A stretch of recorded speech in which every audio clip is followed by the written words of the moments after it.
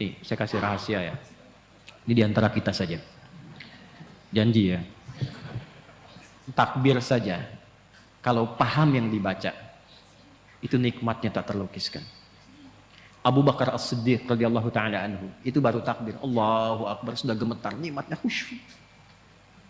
Ali bin Abi Thalib radhiyallahu taala anhu, Sayyidina Ali bin Abi Thalib, itu pernah kena duri yang tipis itu kan, itu sakit ya, nyabutnya sulit tuh. Apa bahasa Rusianya itu kacugak.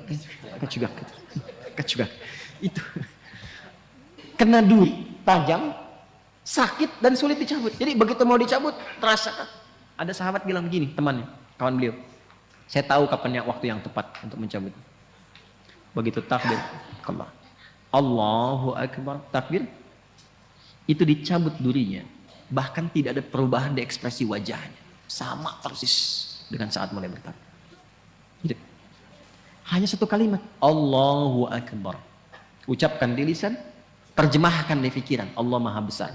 Di pikiran kita mengikuti, menerjemahkan. Sebab kalau pikiran tidak mengikuti, setan memiliki celah. Namanya khanzab. Ada setan penggoda orang sholat, namanya khanzab. Saya tidak berani menjanjikan, tapi satu saat kalau kita nanti ada waktu, kita ngaji khusus fikih setan. Sepakat? Halo, jangan lihat saya begitu ya.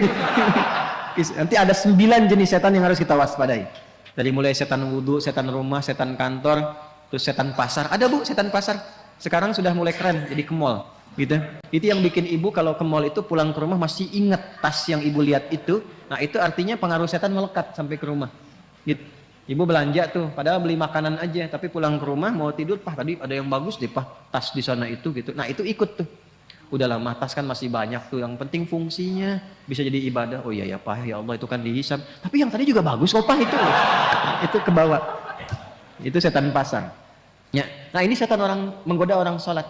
Kata Nabi langsung dalam hadisnya, ketika kita mulai bertakbir, idza kabbara aw bima ma'na kama qala Rasulullah sallallahu alaihi wasallam, fayaqulu syaitan, maka setan mulai beraksi. Ya, dia berkata, uzkur kada, ingat ini, ingat itu. Ini kalimat ini sering saya sampaikan. Tadi kan sebelum Isya ya, waktu sebelum takbir kan kita fokus saja kan. Istau, sudah tahu, khusyuk, fokus. Nggak ada ingat apa-apa. Tapi begitu takbir, Allahu Akbar, langsung muncul semua di kepala tuh. Ini hujan berhenti apa enggak? Ini pulang bagaimana? Ya kan? Dan sebagainya. Muncul, betul kan begitu kan? Muncul kan? Betul. Nah, berarti hadisnya benar. Dan Nabi nggak mungkin salah, karena ada petunjuk wahyu. Hatta la yash'ura al-musalli kam raka'atan yusalli. Sampai ada orang sholat, itu tidak menyadari berapa rakaat sebetulnya dia sedang menunaikan sholat. Pasti terjadi. Nanti subuh kejadian nih, besok nih. Jadi begitu anda takbir dari mulai tahajud, kalau yang tahajud, nanti kata-kata saya ini akan muncul lagi tuh. Allahu Akbar, ingat nih, setan akan menggoda ini. Itu setan. Itu setan. Walaupun dia datang untuk mengingatkan, tapi tetap dia setan. Dia setan. Cara mengatasinya bagaimana? Nah, jadi mengetahui, memahami bacaan sholat itu menjadi penting untuk menepis itu. Jadi begitu bertakbir, Allahu Akbar, pikiran menerjemahkan Allah Maha Besar. Hati meresapi langsung. Ya Allah, aku berikrar Engkau yang Maha Besar. Tapi sebelum sholat bahkan aku membawa kebesaran dalam kehidupan. Sombong kepada kawan, merasa yang paling hebat dengan pasangan, yang tinggi dibandingkan dengan kawan, merasa yang paling agung, tinggi kedudukan dan sebagainya. Dibawa, bagaimana kalau Engkau wafatkan aku sekarang dan aku merasa dalam kebesaran itu, tobat ya Allah. Aku mohon ampun. Ini yang membuat Abu Bakar As-Siddiq radhiyallahu taala anhu, sahabat terbaik, imannya tinggi, dekat dengan Nabi, hidupnya membersamai Nabi, hijrah jadi pendamping Nabi, di kuburan menjadi teman Nabi, di akhirat membersamai Rasulullah. Itu takbir Allahu Akbar sampai menangis mengingat itu. Maka dalam kesadaran itulah kita mengucapkan Allahumma ba'id baini wa baina khataaya kama ba'adta bainal masyriqi wal maghrib. Khataaya, ya kecil di belakang itu ya pengakuan. Ya Allah, saya mengakui saya ini banyak salahnya. Hamba ini banyak maksiatnya ya Allah. Sedangkan hamba masih mengaku hambamu. Hamba berharap surgamu, hamba berharap pertemuan dengan Rasulullah, tapi hamba mengakui hamba banyak dosa. Maka anda katakan kalau memang dalam sholat ini hamba pun masih membawa banyak dosa ya Allah, dengan ampunanmu yang tanpa batas, mohon ampuni dosa hamba dan jauhkan dari hamba sejauh-jauhnya seperti engkau jauhkan timur dan barat yang tidak pernah bertemu. Hamba malu bertemu denganmu ya Allah dalam keburukan. Itu maksudnya. Maka kita katakan juga di doa yang lain, ada 12 jenis doa iftitah. Wajjahtu wajhiya lilladzi fataras samawati wal arda hanifan musliman wa ma ana minal musyrikin. Inna salati wa nusuki wa mahyaya wa mamati lillahi rabbil la syarika lahu bidzalika umirtu wa ana minal.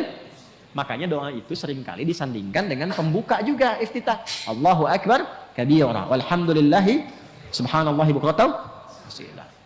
Baru masuk ke wajah tuhnya. Itu untuk menguatkan kepada jiwa. Ya Allah, aku merendah, aku pasrah. Hamba yang banyak salah. Aku hadapkan dirimu sepenuhnya, pasrah, sepasrah-pasrahnya pada penguasa langit dan bumi.